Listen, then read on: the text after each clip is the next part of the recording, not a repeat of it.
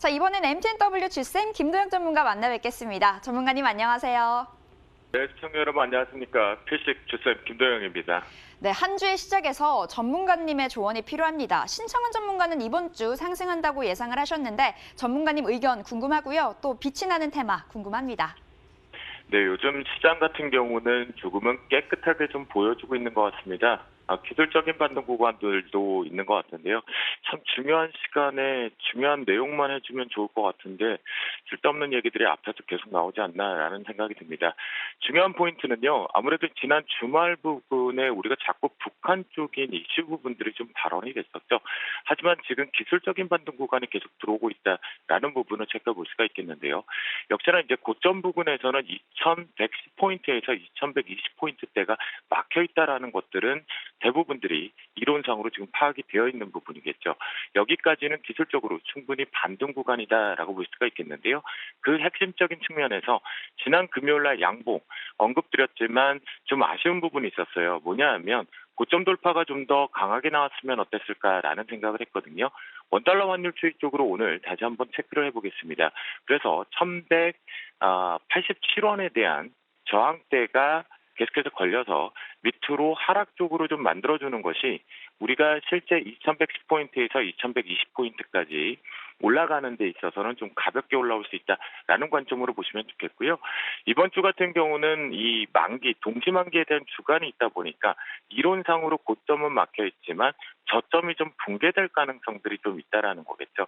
여기에 특징적으로 본다라면 우리는 수급적인 측면에서 이 기관계 쪽 수급, 특히나 금융투자창구 쪽 수급을 한번 체크해보자라고 말씀 좀 드렸거든요. 이 부분이 만약 출발과 동시에 하락적인 매도가 특히나 주 수요일과 목요일 쪽에 좀 걸려들 것 같은데요. 이때 만약 매도 쪽으로 출발이 된다라면 그 강도가 확대가 된다라면 이때는 잠시 좀 조심하자라는 관점으로 놓고 보시면 좋겠고요. 올라가더라도 이번 주 같은 경우는 고점이 좀 막혔다라는 거 반드시 체크하시면서 오늘 같은 경우에 추가 반등, 그러니까 금요일날 올라주지 못했던 부분 가기 위해서는 이 원달러 환율이 하락 쪽으로 좀 열려야 된다라고 확인을 해보시면 좋겠습니다. 오늘의 필식 선물 쪽의 변곡가 부분의 고점 부분은요. 278.40이 오늘 고점의 돌파 포인트가 될 것 같은데요.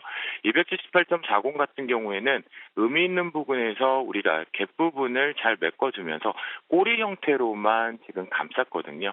그렇기 때문에 추가적으로 더 올라가기 위해서 강하게 올라가기 위해서는 이 278.40 포인트에 대한 안착이 필요하다라고 보시면 좋겠고요. 지난 목요일과 금요일날 시장은 참 틈새 속에서도 외국인들이 시장을 주도하면서 핸들링했다라는 것은 반드시 오늘 부분에서도 외국인들의 수급에 그 강도가 꼭 필요하다라고 확인해 보시면 좋겠습니다. 저점 부분으로는요, 중요한 포인트겠죠. 다시 내려올까 잘 지켜주고는 있는데요. 275.45포인트입니다. 오늘 같은 경우 전반적으로 놓고 판단을 해보면 우리나라 자체가 지난주 좀 올라갈 자리에 못 올라간 것이 좀 아쉬운 부분이 있었지만 저점에 대한 강력하게 한 땀 한 땀 방어를 해주는 태세들은 있었거든요.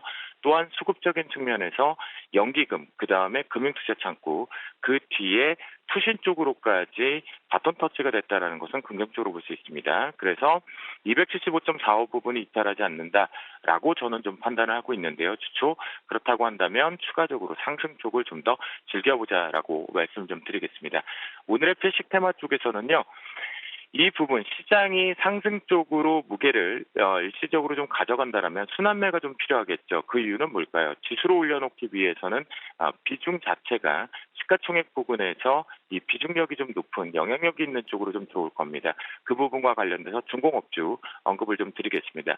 내년에 이제 턴어라운드 부분에 대한 기대와 올해 수주 부분들도 계속 확인이 되고 있는 부분이겠죠. 그래서 첫 번째 종목으로 한국조선해양을 언급을 좀 드려보도록 하겠는데요.